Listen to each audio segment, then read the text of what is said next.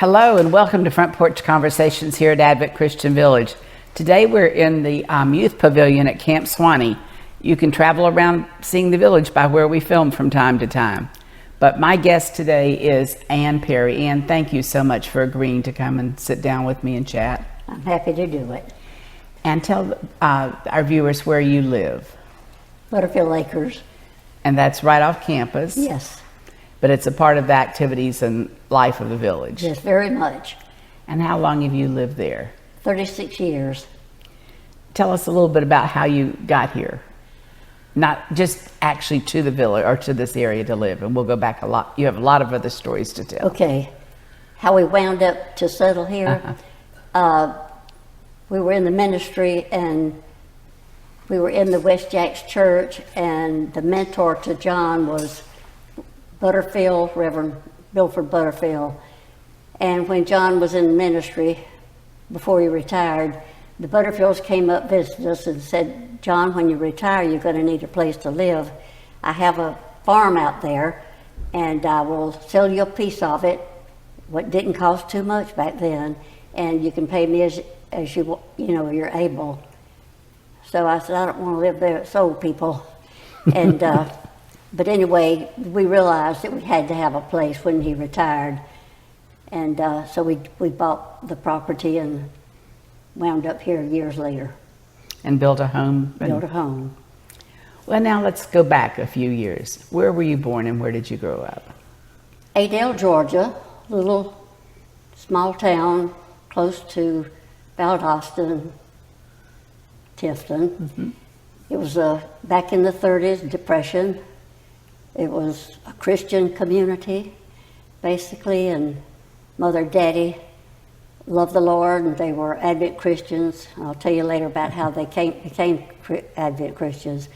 And they had four children, and I was the second girl, had an older brother, and so we just could walk all over town. It was run out. You were which child in birth order? I was the third child. Of four? Yes. Okay. And would you share with us some of your special memories about growing up in Adel? It was sweet schools. We had Bible reading. We had prayers, Pledge of Allegiance every day. And it was a safe place to run around and play. And Mother and Daddy were Christians, and he took us four children to the Baptist church every Sunday school and church.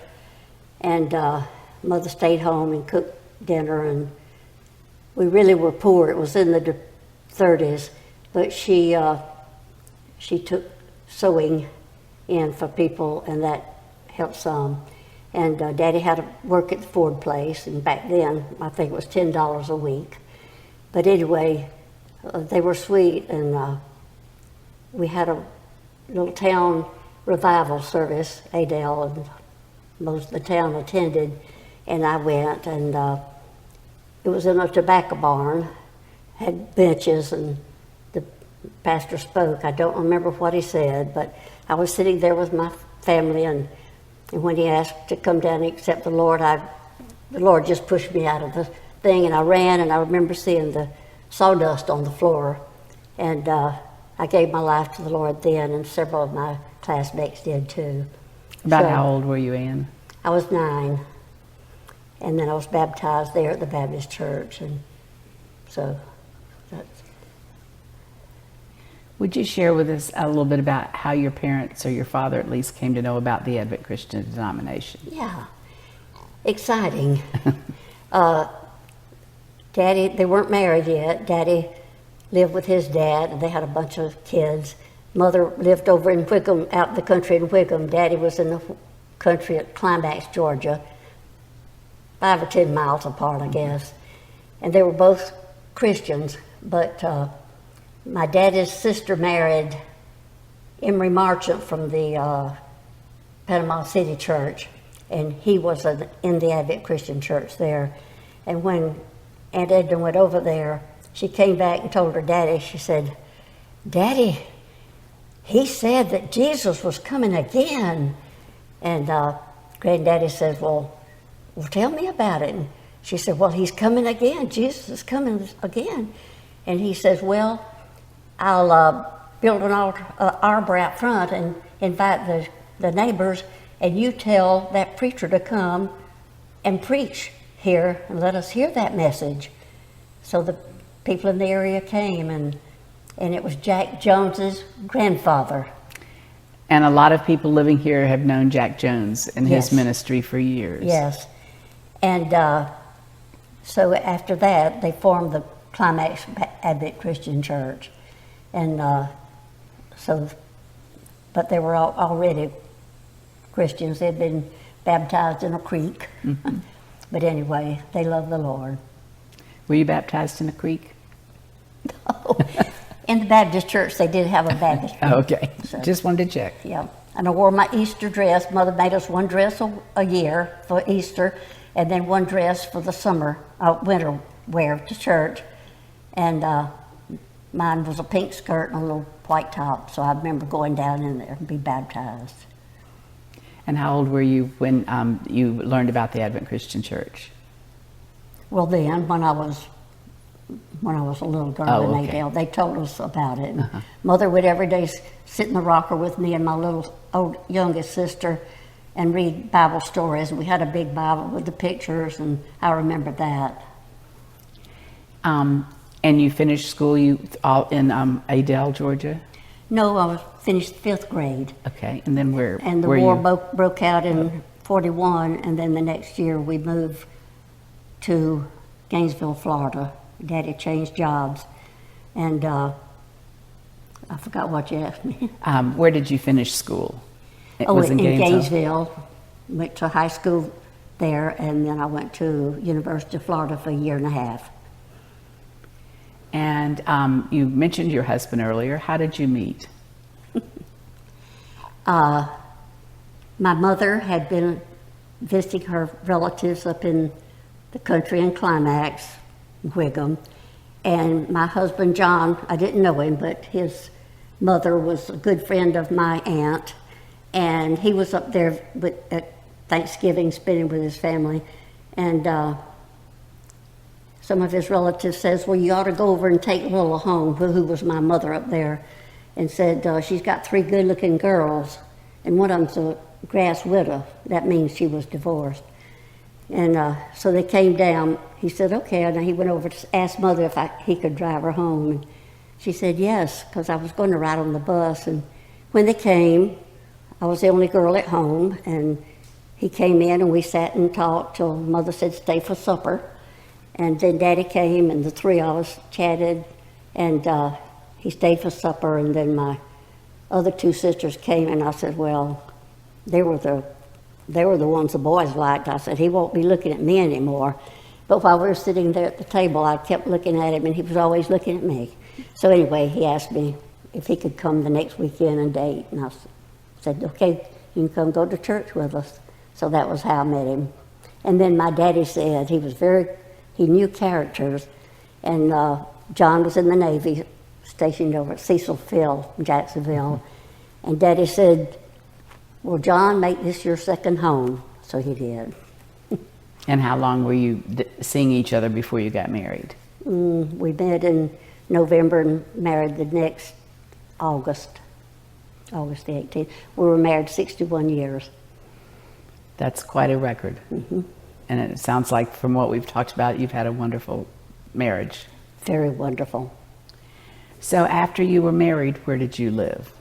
Over in Jacksonville. He was stationed, we lived in town, and we stayed there, and then we moved to another place, and then we moved out to the base, and our first daughter was born there in 52, and then we went up to Norfolk one time for a term, and then came back to Jacksonville, and Paula was born in Portsmouth, Virginia, when we were in Norfolk. So we came back and went to the West Advent Christian Church, and But when we married, John said, when I retire, I want to be a preacher. And I said, I love the Lord, but I don't really want to be a preacher's wife. And he said, why? And I said, well, they just got one dress and it's black. And I said, I don't want to do that. And in the Navy, he was an officer, so I had the first money I'd ever had in my life. I could buy a ready-made dress. And but anyway, the Lord kept working on me. Later on, I said, okay. So you have 2 daughters, and how many grandchildren? 5. And Paula lives with you. You're in the same. Tell us about your home. It was, we built it when he retired from the ministry in '88. Well, he didn't really retire because after we moved here, he would go back up and preach at the Climax Church once a month. But anyway, we were going to build a house that Butterfield had given us the property. And my mother had lived in Gainesville by herself after Daddy died. He was 53 when he died. She was 55. She lived there until she was 86. And when we were building, she says, I think I don't want to live by myself any longer here in Gainesville. And so the family got together and decided to sell her house and help us buy. So we had a mother-in-law extension, that's what they were calling it. And Mother came and we all moved in '88, and she lived to be 100. And she was active here at the Twice Nice. She worked till she was about 95 years old there. Anyway, that's how we came. And that's your home still? Yes. And Paula and her husband live the Yes. other part of it? So. Yes. They came after Doug had had a stroke, and by that time I needed somebody there to take care of me. So God brought us together at the right time. Had a place for them, and then I was taken care of now. When we visited before, you talked about all the times God has spoken to you and given you direction. Sometimes you weren't expecting those answers. Would you like to share some of those situations? Yeah, about 1 or 2. I learned to pray when I was a little girl, and I remember one Christmas when we just got one gift at Christmas, and I said, this year I want a Bible. And I would pray, and I said, don't let our house burn down, God, because we were when I was little, our house had burned down, and I was rescued, but I was scared of fire. And then we had some experiences, but the house did not burn down, so God answered that prayer.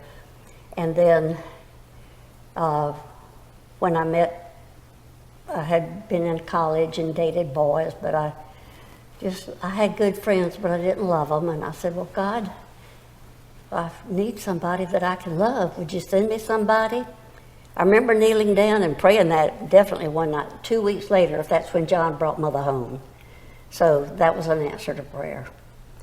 And then when he was in the Navy, I didn't want to be in the ministry. And then I had a experience after Paul was born in '56. He had gone down to Cuba to have 2 weeks training, flying. And during that time, there was an uprising in the Middle East. And I said, oh, this might be the time of the Armageddon. I said, I better, Lord, forgive. Anyway, I repented and I accepted the Lord's will for me. And I says, please, let John get out and get in the ministry. We need to do this. And it was like a week, and his sister was here with me, taking care of helping with the children, and I was filled with the Holy Spirit because I never felt that way before. Didn't know what it meant, but later on, Brother Butterfield preached one Sunday about the Holy Spirit, and I said, that's what happened to me. So then when John came home, I said, I want you to get out and go in the ministry. The 2 weeks he was there, he had almost had a plane crash just before Treetops. The Lord stopped it, and And he had said, Lord, if you'll let me get out safely, I will give my life to you. So he said he got down out of the plane, kneeled down on the ground in Gitmo, and he says, I'll give myself to you. So when he came home, we were agreeable, and he retired, but he still was in the reserve for 4 years. And then after that, he went to seminary? Went to seminary for Berkshire Christian College, and Paula was 2 years old. Cynthia was like 5 in the first grade, or I guess 6 then. And when he was going to become a minister, I said, well, Lord, I don't play the piano. And we'd been in little churches that maybe didn't have a lot of somebody to play the piano.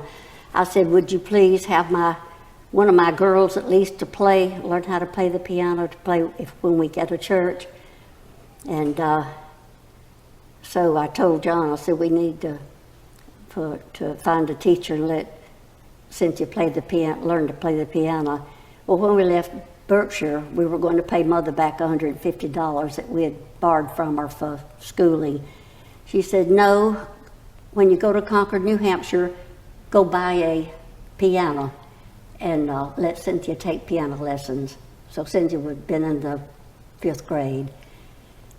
So we did, and John worked at the publications there, and the boss's son had gone to Juilliard, and he went with John in New England. A lot of people had old pianos, and he would go with John to try them out, and he found one. He said, this is it. And so it was $75 and then $25 for them to move it to the house. So that was Mother's $150. And so Cynthia, we found a good teacher. She played the piano. I came home, got off the piano after she'd played. Paula was in the 1st grade, sat down on the thing, played the identical tune. I said, she's got to take lessons too. And so John talked to the piano teacher. She said, I don't take them when they're that little. And John said, well, would you please hear her? And she said, yeah, I'll bring her next time Cynthia has. Anyway, Paula did it, and the woman said, well, I'll have to teach her how to do the notes. And both girls succeeded in piano playing, and they have both played. Cynthia has Parkinson's, so she gave up her playing in the church last year. Paula is still playing in the churches. Everywhere we went, they played in the churches. So that was the greatest answer to prayer. That was a great $150 investment, wasn't it? Wasn't it, though? Yes. And I know people who are attending church here on Sunday mornings get to hear Paula's. So. Well, I just thank the Lord every time I hear her playing. I say, God, this is from you. After you became a preacher's wife, did you have only black dresses? No, I don't think I wear one now once in a while, but no. Oh, I'm sorry. I ask the Lord to forgive me for that. It's amazing the perceptions we get in our heads. Yes. Yes. Really don't have maybe any basis, but it's sometimes we have to listen to others. Yes. Tell us about while you've lived near the village, how you've been involved in different things of village life.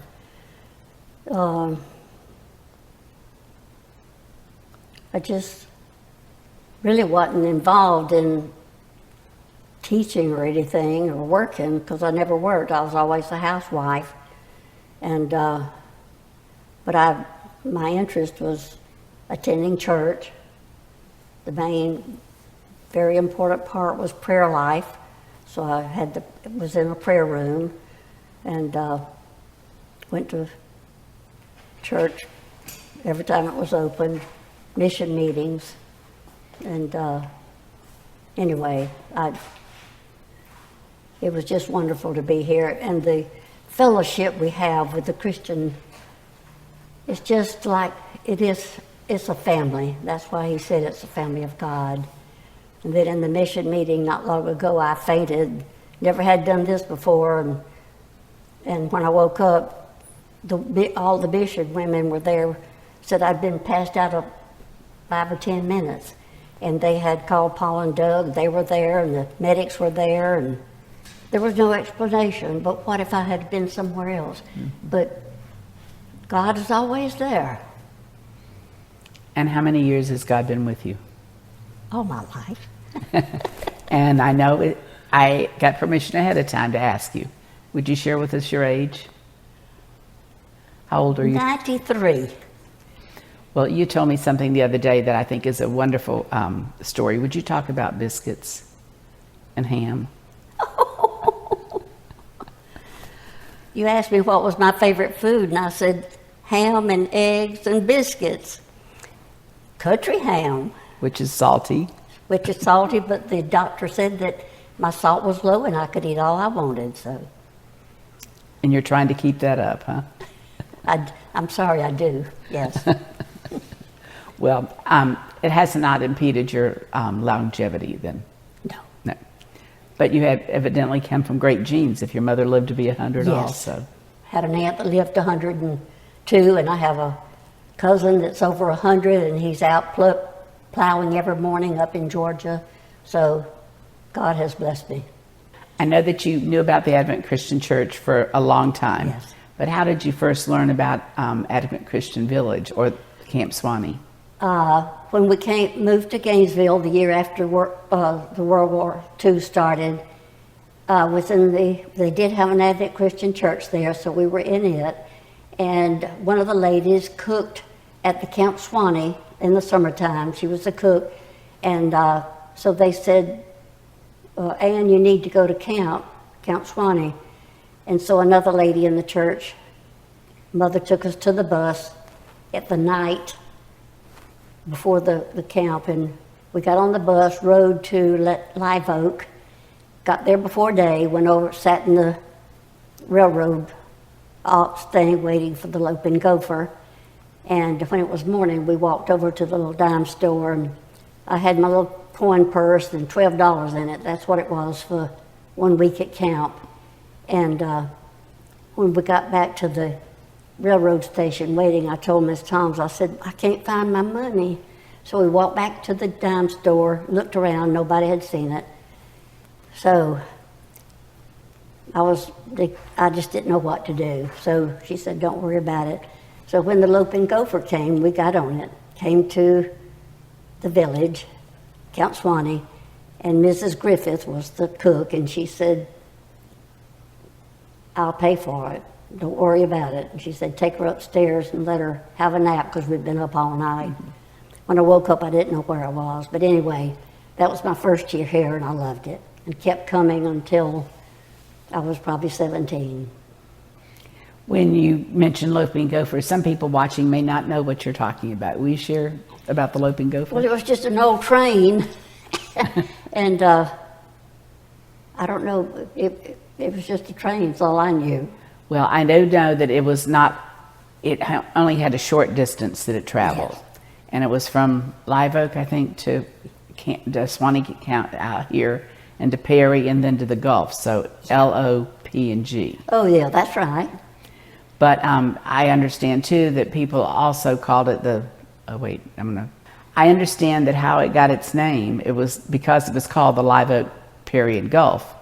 But people say it was because it meant you were living on peas and grits. Amen.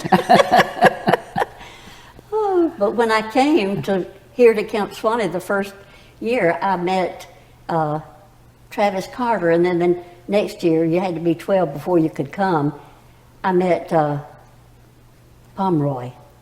And when we came here, he was the leader of, the leader here. And so it was just, we wound up with friends that we knew when we were little, so I'm just thankful to be here. And when you are on campus, you'll see people you were at seminary with, that you've been in other churches. Yes. That you came to Camp Swanee with. Yes. In fact, one little girl, she was little to me. I was an older teenager. It was Gay Martin has just moved here. She's a great lady, but she was the little girl, and her mother was my youth director in the church in Gainesville. So here we are together again. In fact, it was her daughter that knew how to do it. And when I fainted that night, she was there and she pulled me up so I could breathe. Another time God's hand was at work. Amen. If you were asked to give a young person some advice today, what would you tell them? Pardon me? A young person, if they came to you for advice, what advice would you give them?